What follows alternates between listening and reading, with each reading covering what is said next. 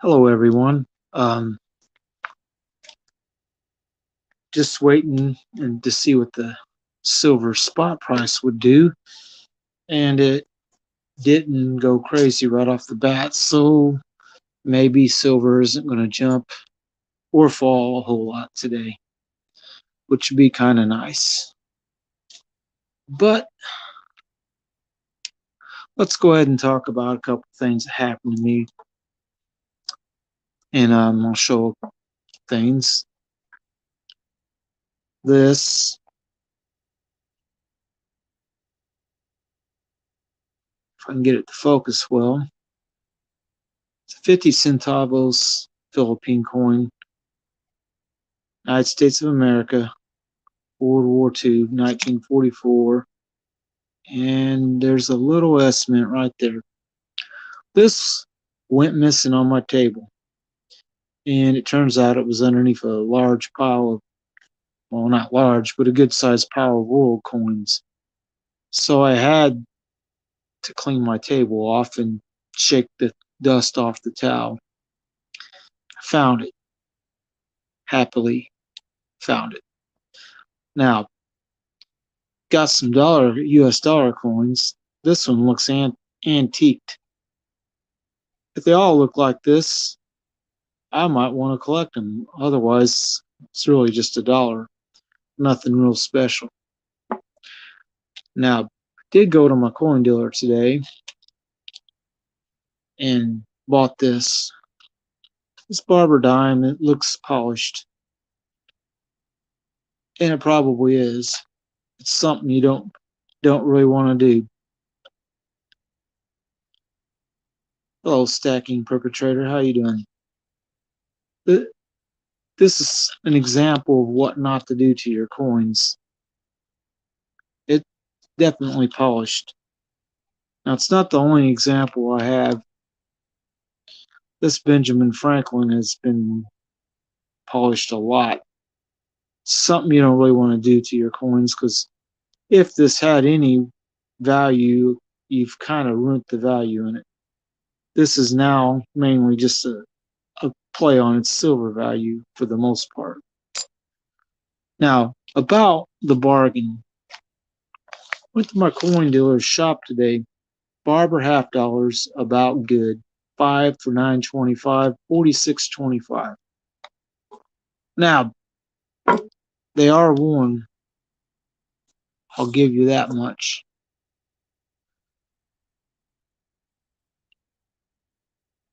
$19.06. This side still has most of the rim on it. This side is starting to go away here. This is a Denver Mint one. And the Denver Mint, if I remember correctly, started making coins in 1905 or very close to this time. So this is one of the first Denver Mint coins you could get. We'll move along a little bit. This one,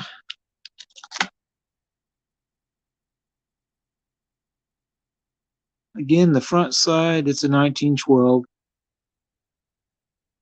It's kind of slicked up a bit and worn. It too is a Denver Mint.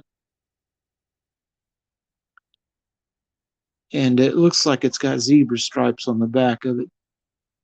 I mean, I'm going to agree it's about good. General circulation.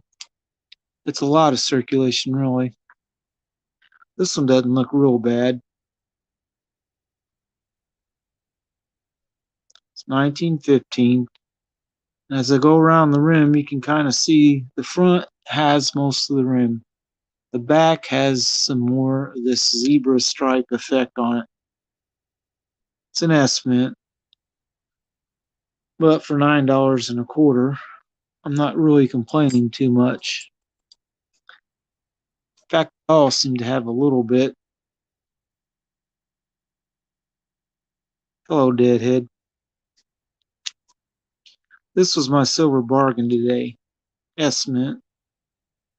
This one is losing the rim, but it's a 1903. And the final coin in the bunch is this 1908.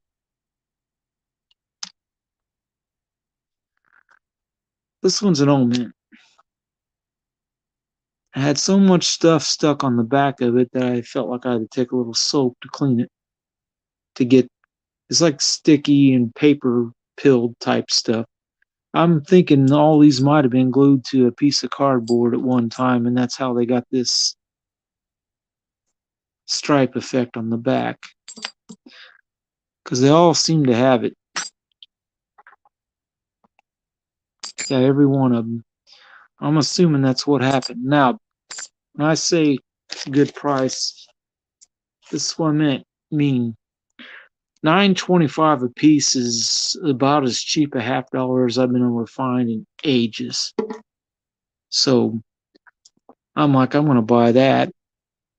Now, let's talk about something else I bought. Mint wrapped 1970 quarter. Philadelphia and Denver examples. Don't mind the 57, that's not what was in this. These two coins were 80 cents.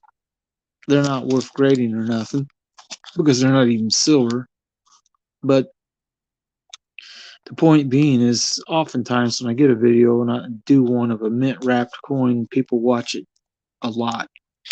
Don't know why, but they do. This is a 2003 mint wrapped Philadelphia and Denver $50. Again, these aren't silver. I don't know why I stuck this one in this way. You can't see the face. And that's usually what people want to see when they look at a coin. They want to see the face. They're both 2003. This is the Philadelphia one, and this is the Denver one. Mint products. It's $2.50 to buy them. It's probably more than I should have paid, but I wanted them just to make videos because I like to make videos about all sorts of things. Now, what these coins are going for? Well, you can see this pile of Morgans and $50. These are destined for my treasure chest challenge, and this $2.50 more might be what it takes to drag the ruler over the top. We'll show you the treasure chest of that treasure chest when it's open and have it catch coins. Once it starts catching coins, that's when I feel like it's going to be full. Now you're getting a little bit of preview of the video coming up. This right here, 98.85, is how much face value this chest has in it. Well, I have not yet put these in there with the rest of them. Well, I'm thinking once I do these, and this is in it too. Once I do, I'm thinking it's going to catch coins. If it don't do it with these, it probably only take a few more of them, and it will. I didn't really think this thing would go over $100 face to fill it, but it's looking like it just might, because I just did a video with the previous total in it, which if you look at the paper, it says 96.35. That's how much I had in the thing when I done my video with this stack and all the rest of them. And I can show you the other coins. Hold on.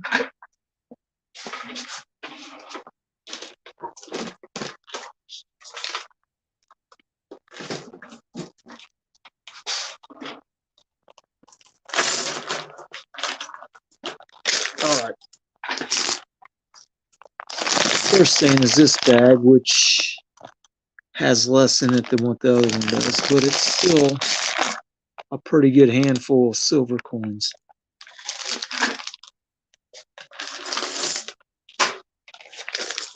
This bag is more than a handful. It's quite loaded. It's probably well over $50 face in this particular bag. Maybe close to 60. Another one's probably 25 to 30. Because there's, well, There's $10 coins in it.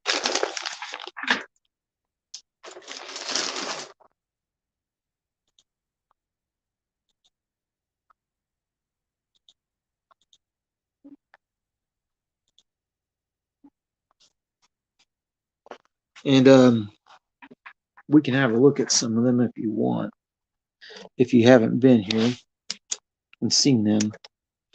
The most recent one I got was this peace dollar, a 22, that someone attempted to drill a hole in it twice, and I guess their drill bit wasn't sharp enough to complete the job.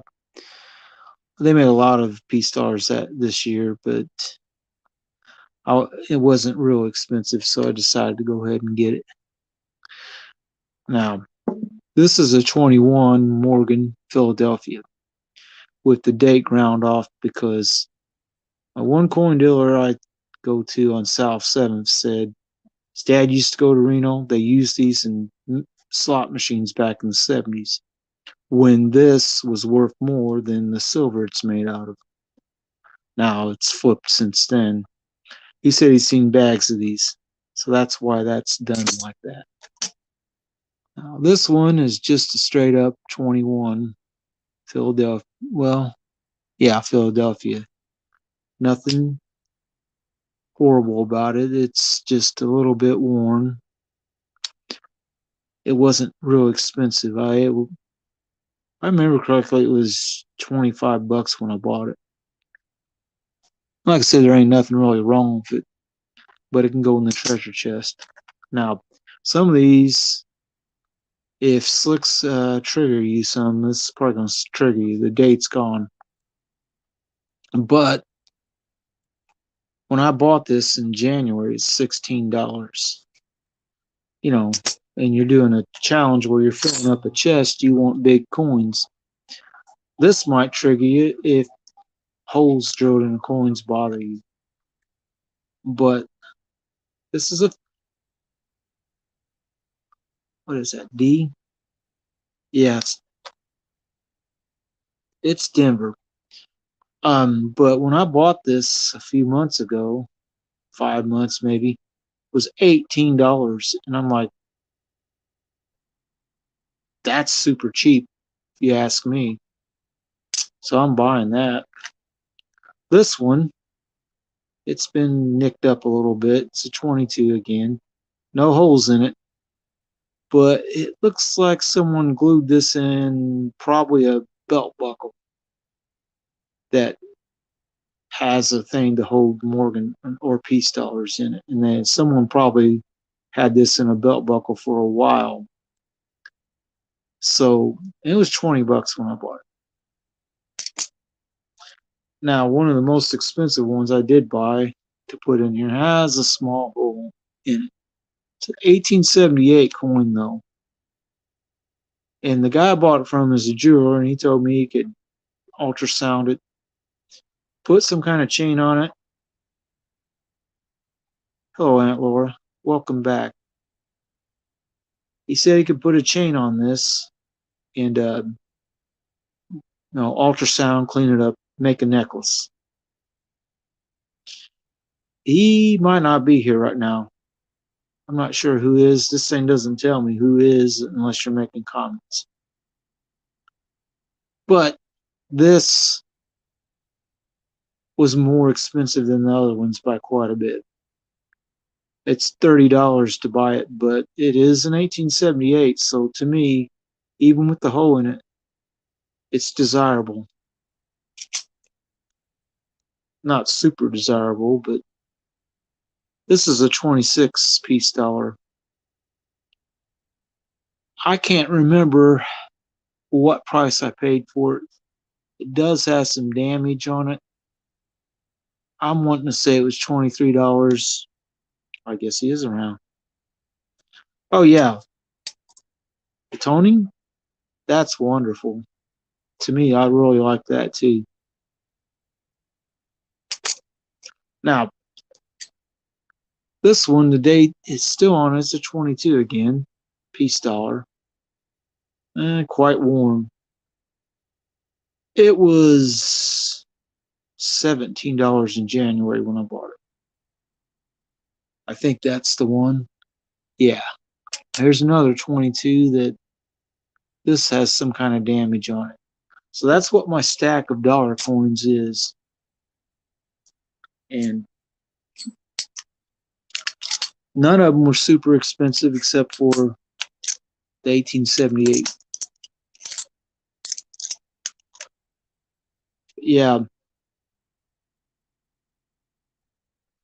This one, like I said, is the most recent one I bought. Someone tried to drill a hole in it. And I think it was 25 bucks when I bought it, which is kind of expensive. But no, yeah. This is nice color. This kind of silver does darken up over time. If it's been out in the open air a lot. Of course, this kind of toning look, I like that a lot too. This was, like I said, all these dollar coins in the stack goes in there. This one I really like the toning color on it too. And being that it was only $18 when I bought it, I'm like jumping all over that one. Now, if you weren't here about 10 minutes ago, I was talking about what I got today. These were all probably glued onto a cardboard display mount or something. They're Barber half dollars. They're all going for the treasure chest. They're all worn out quite a bit.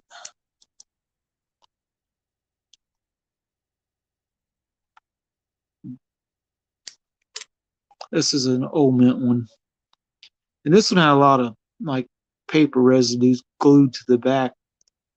I had to smudge it off a little bit and then I cleaned it with soap.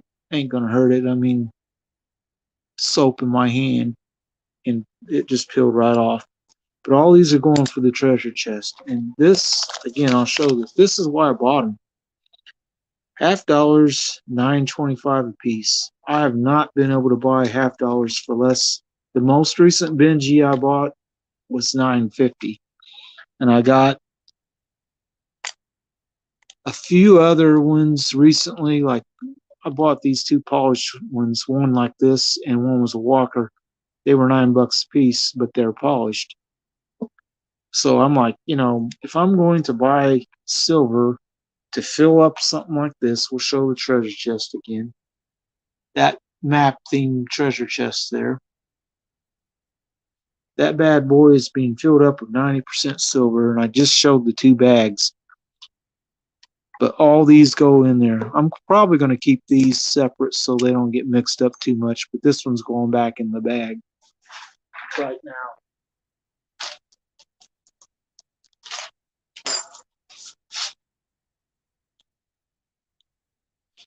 Now let's talk about my day a little bit. I went to Queen Elizabeth coin. It's Churchill. But I went to the metal shopping center, and if you watched some of my videos, you might have seen the thing about the blessing box there. I've been being nice and putting food in that for people who need it. Hopefully it's mostly needy people getting it, but you never know. Anyway, I was walking down the hall in front of the mall. Well, it's a strip mall type place. And this girl had a cart with a chair on it and was wheeling out. It's an antique chair, antique shop. Was wheeling it out towards the door, and I just happened to be walking up when she's doing it. I said, I'll hold the door for you. And she got the thing out the door, and then she's like, you wouldn't mind helping me get this thing out of the back of the car, and then I'll put this in the back of it. I said, okay. So we get out there, and it's a dresser with a heavy mirror. And I helped him put it on the cart and wheel it back to the shop. And I talked to the people there, the older women who owned it. I think this other girl might have been their daughter, or not daughter, but their granddaughter or something. She was younger. But anyway, I helped them out on that, and they were like real thankful. They even offered to buy me lunch, but I had already ate, so I wasn't I didn't make them, I didn't ask for anything in return. Can't help but show this old mint Morgan dollar again.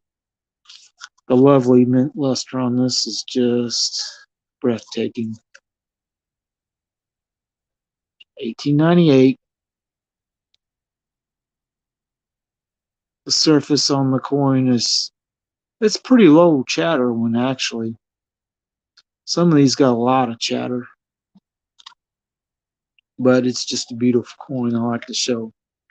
Now, I felt like when I went to my coin shop that he was holding out on me because he had to have this yesterday because I just went there yesterday and bought some other stuff. And they know I'm doing this treasure chest challenge. They've been selling me coins for it and even mention it. And he didn't show me that yesterday. I was a little bit perturbed by that. It's like I'm feeling it. Of course, I'm pretty close to having it full now. So, and for those who didn't see this, I was at 96.35 because I bought a walker. I think the video just went live, or it's going live soon. This 250 takes me to 98.85 total coins. 88.85 worth of dimes, quarters, and half dollars. Quite a bit of stuff. Now, the one guy who's a jeweler, I buy a lot of standing Liberty quarters that I'll grab a couple.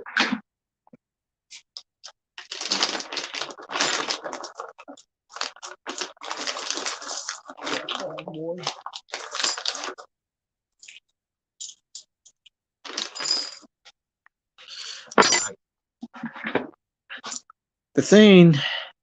The ones he's been selling me, these are all dateless standing Liberty quarters. But when you just need stuff to fill a case, you want cheap coins, a box, a treasure chest, whatever you're filling. He did ask me, so what are you going to do with all these coins once you fill that thing? I had to tell him I had no idea because I never really thought about it. What I might do though is once I get done with this and it's full and I've done the final video about it, is take a few of these and send them off to some of the people who I know where they live, in like AG Stacker and Frosty and Old Coin Country Collector. Get some card mounts like these. I know everybody loves these little mini count things, but get a card mount like this, label it Treasure Chest Challenge 2022 Tom's Coins, and give some people a little thing from my little treasure chest. But this is the walker that was polished. You can see it's pretty shiny and it's worn like crazy. It almost looks like a proof shine like this. It was only $9, and I'm like, you know what? It also, not only does it take up space in the treasure chest, I can kind of explain to people they're watching the videos, don't polish your coins. That's why I bought this one too, same purpose. This 1899 Barber is obviously polished. It's too bad too because it actually has pretty good detail left on it. But it's just polished up, took a shine. Now silver will take a really good shine if you polish it up. But coins, you're not really recommend doing it. You're hurting the value. But anyway, I was like, it's $9, takes up space, it's cheap. It was actually cheaper than these were. And you can see the appearance difference how shiny it is. Now I could take, if I really wanted to, these where I work, spend a minute or two with a polishing rag wheel and probably make these look real shiny, but I'm not going to mess around with it. Although exactly how this zebra type effect happened, I'm not sure. I think they might have been glued to like a cardboard box. if the little corrugated behind the main thing and somehow that caused it to tone or mark up. Don't know. That's a 1915 one, and it's not really horribly worn. But at $9.25, that's the bargain price I was able to get some U.S. coins for. They're not very often that this year I've been able to buy any half dollars for less than $10. So I'm gonna jump on it when I can get them that cheap, because you usually can't. Now this stack, people probably see it and they're probably like, well, what's all in that? Well, you can see there's a Barber dime on the top. It's got a big nick right by the eye. It's a 1908 Philadelphia. This is a seated Liberty dime that the date's totally gone. Got it from the jewelry guy. I think it was $1. Not complaining. Got this from the jewelry guy. Seated Liberty quarter. And you can tell it's an S mint. On the back, there's an S. At least partial. Enough to know it's an S mint. And it's 1866 or later because of the ribbon. But no date. And I got this one from him. A bag with a dateless Standard Liberty and 3 beat up Barber dimes for $12. So 15x price on this one. That's a really nice price. It's at 1876, and yeah, it's got a plugged hole, but who cares at that price? Then I got this other plugged one from my main coin dealer, 1856 O, and the O's right here. A little bit beat up, but it does have a lot of detail left on it, including quite a bit of Liberty left legible. The L and TY, the other letters are a little bit worn off. Then in this stack is a 1902 Barber O mint. I've got quite a few of these lately, in fact. And a 1905 or 1905 S mint with some gouges in it. See the S mint pretty clearly. It's not horribly bad worn otherwise. Now, worn coins trigger you a little bit. This JFK is about as worn as any JFK coin I've ever seen. I know it's a 64D because the D's over here. And by the time they started making the D mint ones that were 40%, the D was on the front, not the back. It's hard to see it. There's a hint of a D left there. So that's what's in this particular stack. I went through the entire stack there to show off what coins are in it. And I'm going to put all these back in the stack. And think about what else to talk about.